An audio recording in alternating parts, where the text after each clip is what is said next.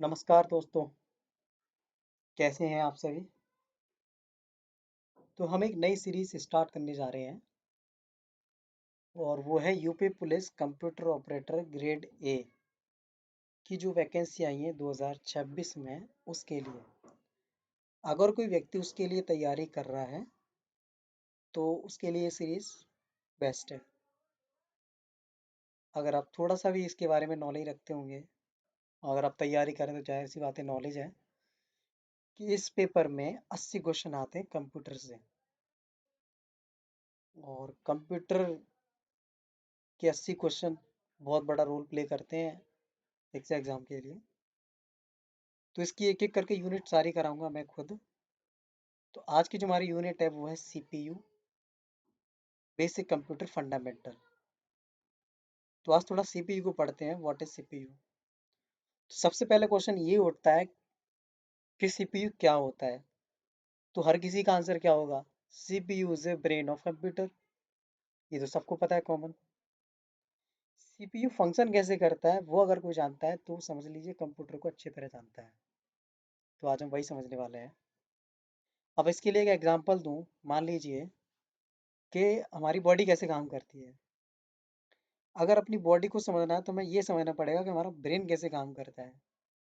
अगर हम ये अच्छे से जान जाएंगे हमारा ब्रेन कैसे काम करता है, तो हम ये भी अच्छे से जान जाएंगे कि हमारी बॉडी कैसे काम करती है, हाथ कैसे काम करता है, पैर कैसे काम करता है, उंगली कैसे काम करती है, पूरी ऑल ओवर बॉडी। तो वही समझते हैं basic computer fundamental. CPU, CPU का पूरा नाम क्या होता है, सेंट्रल प्रोसेसिंग यूनिट होता है। ये तो ऑलमोस्ट सभी को पता होगा। सेंट्रल प्रोसेसिंग यूनिट कंप्यूटर का प्राइमरी यूनिट होता है जो सारे इंस्ट्रक्शन निर्देश को प्रोसेस करता है। मान लीजिए मैंने कीबोर्ड से कोई बटन प्रेस किया या माउस से कोई बटन प्रेस किया तो ये सारी प्रोसेसिंग कहाँ होती है, सीपीयू में होती है, मॉनिटर में नहीं होती है। मॉनिटर तो सिर्फ हमें आउटपुट करके दिखाता है। किसी को लग रहा है मॉनिटर कर रहा है ये काम, नहीं नहीं नहीं, वो तो सिर्फ आउटपुट दे रहा है। ये प्रोसेसिंग कौन करता है, सीपीयू करता है। कौन करता है, सीपीयू करता है। ऐसे सीपीयू का सारा काम एक चिपसेट पर निर्भर करता है। सीपीयू के अंदर चिप्स लगी होती हैं तो सारा का सारा उसी पर निर्भर करता है। Okay. Central processing unit, central processing unit को हम दूसरे नाम से भी जानते हैं, मतलब कि सीपीयू के और भी नाम होते हैं। वो कौन कौन से नाम होते हैं, तो जैसे कि पहला है प्रोसेसर, दूसरा माइक्रो प्रोसेसर, तीसरा सेंट्रल प्रोसेसर। ये सारे के सारे नाम इसी के ही हैं। ओके। और ये आपने सुने भी होंगे, कभी आप कंप्यूटर लेने जाते हैं तो इसका प्रोसेसर कितना है, इसका माइक्रो प्रोसेसर कितना है। तो वही नाम है, वही नाम घूमते रहते हैं पूरी मार्केट में। इसकी जो चिप होती है बहुत सारे छोटे छोटे ट्रांजिस्टर से बनकर मिली होती, वो मिलकर बनी होती है। चिप कैसे बनी होती है, वो सिलिकॉन विलिकॉन तो होता ही है, लेकिन ये बनी कैसे होती है, जिसमें ट्रांजिस्टर्स लगे होते हैं, उसके थ्रू ये बनी होती है पूरी की पूरी चिप।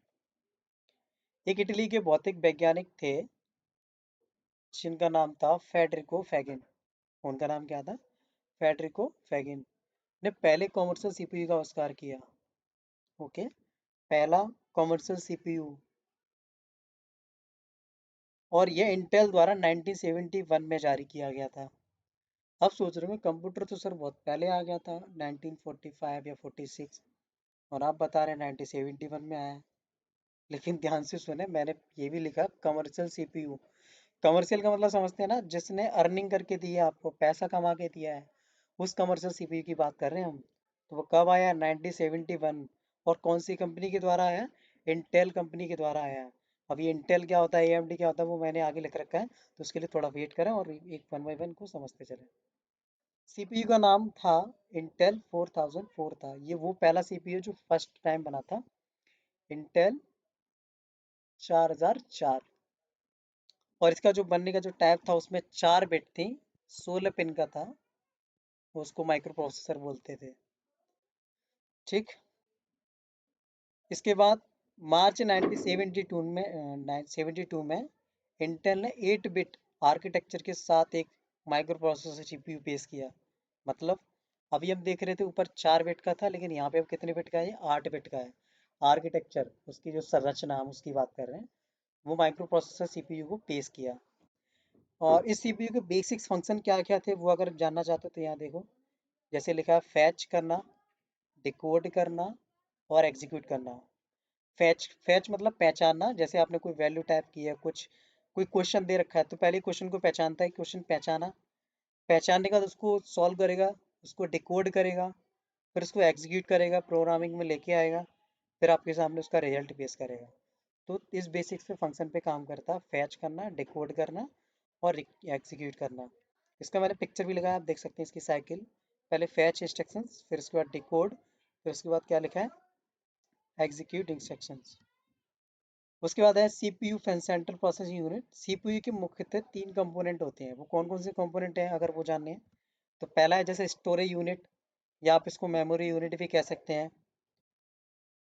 ओके, मेमोरी कई सारी है, रजिस्टर अलग है, कैश अलग है, रैंडम एक्सेस मेमोरी अलग है। तो उसके जो पहला कंपोनेंट है जैसे कि स्टोरेज यूनिट, उसको आप मेमोरी यूनिट भी कह सकते हैं। दूसरा कंट्रोल यूनिट होता है, नियंत्रण में रखता है कंप्यूटर कब कौन सी चीज़ हमें दिखानी है, कब पेश करनी है, तो कंट्रोल यूनिट के अंदर आता है। और ALU, arithmetic logic and logic unit, कब इसको कैलकुलेशन करना है, कब इसको कंपैरिजन करना है, तो ये इसके ऊपर डिपेंड करता है। एएलयू स्टोर, जो रिजल्ट स्टोर होता है वो कहाँ होता है, तो वो रजिस्टर में होता है, और रजिस्टर के भी कहाँ, एक्यूमुलेटर में स्टोर होता है। एएलयू सीपीयू का जो रिजल्ट स्टोर होता है वो कहाँ स्टोर होता है, रजिस्टर, और रजिस्टर के एक्यूमुलेटर में स्टोर होता है। सीपीयू आल्सो कॉल, अभी मैंने थोड़ी देर पहले बताया सीपीयू के और भी नाम होते हैं, कौन कौन से नाम होते हैं, तो अभी एक यहाँ पे नाम पूछा है आपको।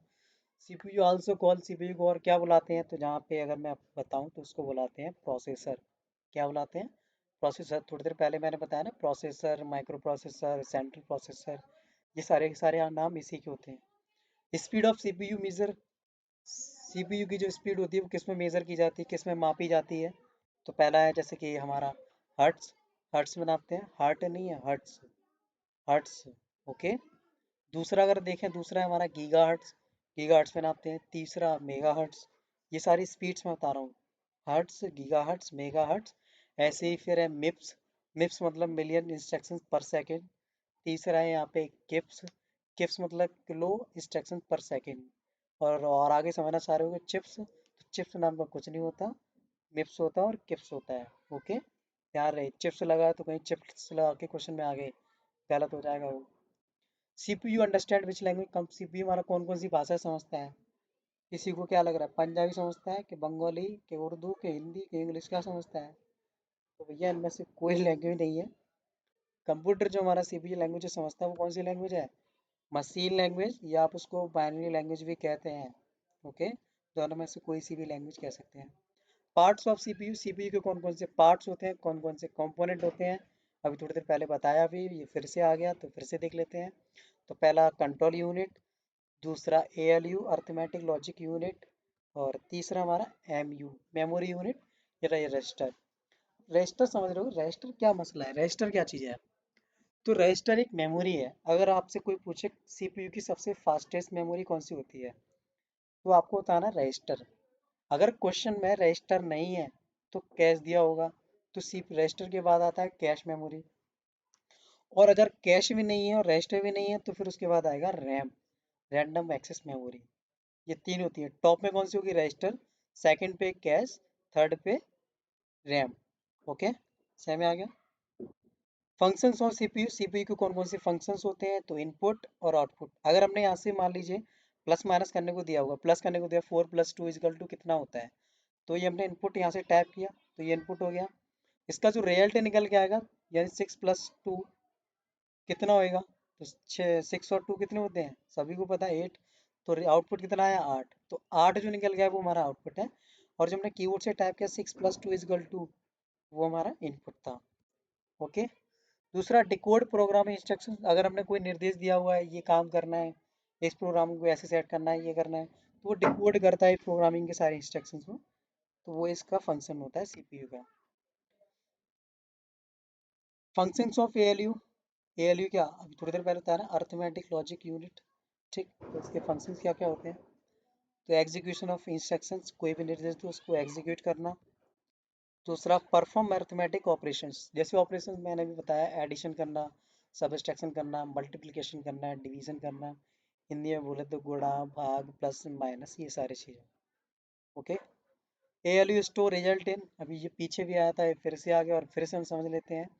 इसका जो रिजल्ट जो स्टोर होता है वो कहाँ होता है, एक्यूमुलेटर। कौन सा एक्यूमुलेटर? वैसे तो रजिस्टर में होता है, रजिस्टर के भी कहाँ पे, एक्यूमुलेटर में स्टोर होता है। तो क्वेश्चन पूछ लेते हैं कि CPU का जो रिजल्ट स्टोर होता है वो कहाँ होता है, तो एक्यूमुलेटर में होता है। कहाँ टिक करना है, एक्यूमुलेटर पे जाके टिक करना है। Okay. Function of memory unit, memory unit की कौन कौन से फंक्शन होते हैं?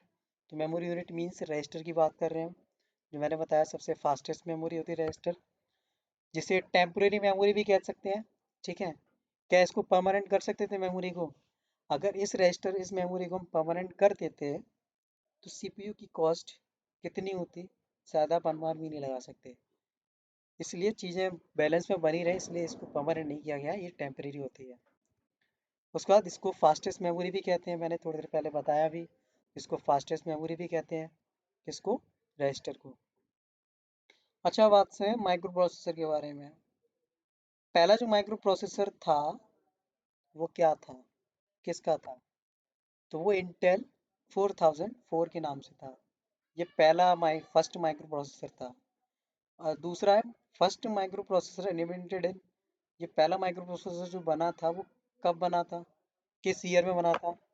तो अगर जानना है तो वो मैंने बता रखा पहले, 1971। ओके। और माइक्रो प्रोसेसर जो हमें वो कौन सी जनरेशन में आया, अगर ये जानना है तो वो हमारा आया था फोर्थ जनरेशन में। किस जनरेशन में आया था? फोर्थ जनरेशन में। नेक्स्ट है company famous in development of processor CPU। वो कौन कौन सी कंपनी है जो फेमस है प्रोसेसर के बारे में, जो बनाती हैं? तो मोस्टली सबने सुना होगा इंटेल के नाम से। इसका खूब ऐड भी आता है यूट्यूब पे, टीवी पे, हर जगह आप देखते भी होंगे। ठीक। तो वो है हमारा इंटेल, इसका पूरा नाम होता है इंटीग्रेटेड इलेक्ट्रॉनिक्स। तो ये इंटेल का प्रोसेसर है। दूसरा AMD, जिसको एडवांस माइक्रो डिवाइसेस भी कहते हैं। तो ये दो नाम बहुत फेमस हैं, इंटेल और AMD। ओके। CPU का जो आर्किटेक्चर होता है वो क्या होता है? तो वो दो बेस पे डिपेंड करता है, एक सिस्क और रिस्क। सिस्क और रिस्क। सिस्क मतलब complex instruction set of computer, और रिस्क मतलब reduce instruction set of computer. थोड़ा सा बेसिक अंदर बताऊं। मान लीजिए आपने आपको खुद का एक सर्वर बनाना है, जो बहुत ही कॉम्प्लेक्स है, हिंदी में जटिल कहते हैं, जटिल, कठिन है। जितनी भी जटिलता होती है वो सारी किसके थ्रू सॉल्व होगी, सिस्क के अकॉर्डिंग होगी, सिस्क से। सुपर कंप्यूटर जो फेमस होता है, उसमें कितने सारे फंक्शंस कॉम्प्लेक्स होता है वो, तो किसके थ्रू होता है, वो सिस्क के थ्रू होता है। रिस्क की बात करें, reduce instruction set of computer, ज़्यादा बड़ा काम नहीं करना, छोटा मोटा ही काम करना है, तो वो किसके थ्रू, रिस्क के थ्रू होगा।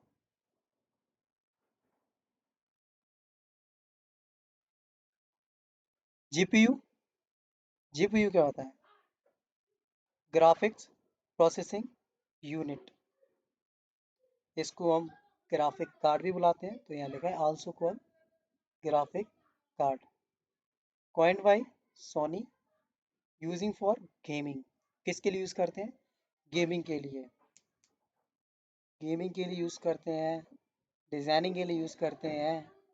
यानी पिक्चर की क्वालिटी, क्लियरिटी जितनी साफ दिखानी, तो उसके लिए हमें ग्राफिक कार्ड का इस्तेमाल करना पड़ता है, जो कि आजकल मोबाइलों में यूज़ भी हो रहा है। वो क्या हो रहा है, जीपीयू। और समांतर काम करता है, पैरेलल। ओके। तो आज की क्लास इतनी ही थी। कैसी लगी क्लास, कमेंट में ज़रा लिख के बताएं।